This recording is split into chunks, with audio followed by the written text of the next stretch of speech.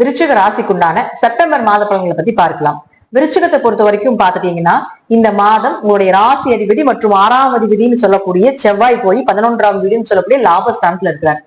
அப்ப லாபஸ்தானத்துல இருக்கும் பொழுது அது 13ஆம் தேதி வரைக்கும் தான். அதுக்கப்புறம் அவர் விரயத்துக்கு வந்துருவார். அப்போ ராசி அதிபதி லக்னாதிபதி எந்த இடத்தில் இருக்கின்றாரோ அதை பொறுத்துதான் இந்த மாதம் இருக்கும். அப்ப ராசி அதிபதி அப்படிங்கிறவர் 13ஆம் தேதி நல்ல லாபத்தை கொடுக்கக்கூடிய அமைப்பு, மூத்த சகோதரர்கள் மூலமாக உதவிகள், பொருளாதார வளர்ச்சி, ஆசைகள் நிறைவேறது, இதெல்லாம் ஏற்படுத்தி கொடுத்து விடுவார்.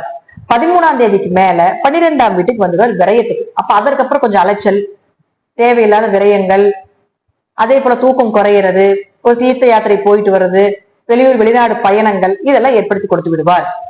அதே போல பாருங்க, குருவை பொறுத்த வரைக்கும் ராசிக்கு 8ல இருக்கிறதுனால கொஞ்சம் கவனமா இருக்கு. பணம், காசு, சொத்து இதெல்லாம் சின்ன இழக்கிறதுக்கு வரும். ஏன்னா உங்களுக்கு அடுத்தது விரயத்துக்கு வர்றதுனால ஏதோ ஒரு விரயத்தை கொடுக்கும் குடும்பத்துல.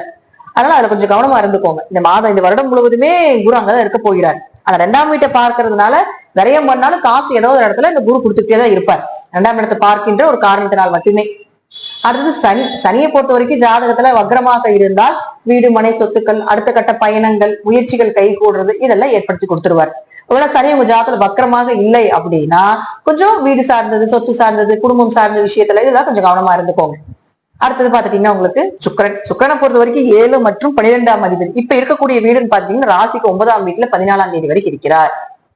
அப்போ 7 9ஆம் வீட்டுல இருந்தால் திருமண வரன் தேடி வர்றது, கணவன் மனைவியிலிருந்து அந்த கருத்து வேறுபாடுகள் விலகுவது, கொஞ்சம் காசு பணம் கையில சேர்றது, கொஞ்சம் சந்தோஷமா இருக்கிறது குடும்பத்தோட, இதெல்லாம் ஏற்படுத்தி கொடுத்துரும். 14ஆம் தேதிக்கு மேல பாத்தீங்கன்னா கேதுவோட சேரப்போகுது. அப்ப 14ஆம் தேதி சுக்கிரன் கேது சேர்க்கையாகி இது பெண் சாப அமைப்பா கொடுக்கும். ரொம்ப கவனமா இருந்துக்கணும். உங்க ஜாதகத்துல பெண் சாபம் ஜாதகமாக இருந்தால், சுக்கிரன் கேது சேர்க்கை ஏற்பட்டு பெண் சாப ஜாதகமாக இருந்தால் கொஞ்சம் ஆண்களாக இருந்தால் பெண்களிடமும், பெண்களாக இருந்தால் ஆண்களிடமும் கொஞ்சம் கவனமா இருந்துக்கும். இந்த சுக்கிரன் கேது அப்படிங்கிறது பாத்தீங்கன்னா கொஞ்சம் செய்யாத தப்புக்குமே தலைவிழிவை ஏற்படுத்தி கொடுத்துரும். அப்ப 14ஆம் தேதிக்கு மேல கொஞ்சம் கவனமா இருந்துக்கோங்க. திருமணம் சார்ந்த விஷயத்திலையும், கணவன் மனைவிக்குள்ளேயும், அதே போல ஒரு புது வரன் பாக்குறீங்க, ஒரு நல்ல வரன் பாக்குறீங்கன்னா அதுல ஒரு பல முறை யோசிச்சு செய்யறது நல்லது. ஒரு 12ஆம் அதிபதியுமே ஆகுறதால கொஞ்சம் அதற்காக கொஞ்சம் விரயத்தையும் பண்ண வேண்டிய ஒரு சூழ்நிலைகள் வரும். அப்ப 7 12 தொடர்பு ஏற்பட்டா கண்டிப்பாக ஏதாவது வெளியூரோ கொஞ்சமா ஒரு நாள் 2 நாளாவது குழந்தைகள் மனைவியோட வெளியே போயிட்டு வர வேண்டிய ஒரு சூழ்நிலைகளை ஏற்படுத்தி கொடுப்பார். அடுத்தது பாருங்க புதன் யார் அப்படின்னு பாத்தீங்கன்னா உங்களுடைய ராசிக்கு 8 மற்றும் 11ஆம் அதிபதி. அவரும் பாத்துட்டீங்கன்னா 15ஆம் தேதி வரைக்கும் உங்களுக்கு கேதுவோட சேர்க்கை பெற்றிருக்கார் 10ஆம் வீட்டுல. அப்ப ஜாதகத்துல புதன் கேது சேர்க்கை இருக்குதுன்னா சாமியாடுறது, குறி சொல்றது, கை மருத்துவம், சித்த மருத்துவம், இதெல்லாம் இது சேர்க்கை தான். இதெல்லாம் உங்க குடும்பத்துல இருப்பாங்க, அல்லது நீங்க இருப்பீங்க.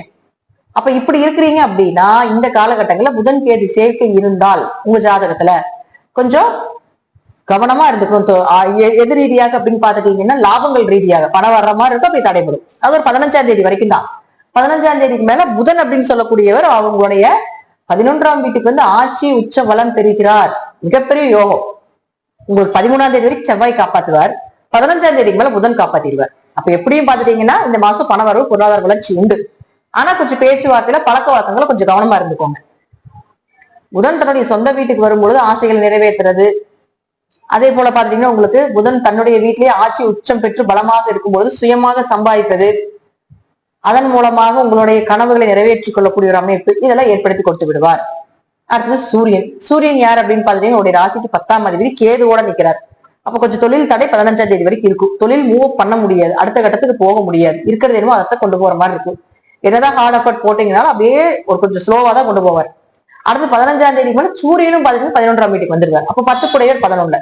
அப்ப தொழில் பாத்தீங்கன்னா உங்களுக்கு 16ஆம் தேதிக்கு மேல கண்டிப்பாக ஒரு வளர்ச்சியை கொடுக்கும், நல்ல லாபத்தை கொடுக்கும், அடுத்த கட்ட பாதைக்கு போகும், நிறைய பேருடைய தொடர்புகளை ஏற்படுத்தி கொடுப்பார். இதெல்லாம் உங்களுக்கு சூரியன் வந்து உங்களுக்கு 16ஆம் தேதிக்கு மேல கன்னிக்கு வரும்போது நடக்கும். அப்ப விருச்சிகத்தை பொறுத்த வரைக்கும் பாத்தீங்கன்னா முழுக்க இந்த மாதம் 14ஆம் தேதிக்கு முன்னாடி என்ன செய்யணும்னு சொல்லியிருக்கிறேன். அதே போல 15ஆம் தேதிக்கு மேல என்ன செய்யணும் அப்படிங்கறதையும் சொல்லியிருக்கிறேன். இது நீங்க கூர்ந்து கவனிச்சு செய்தீர்களானால் இந்த மாதம் முழுவதும் உங்களுக்கு பொற்காலமே.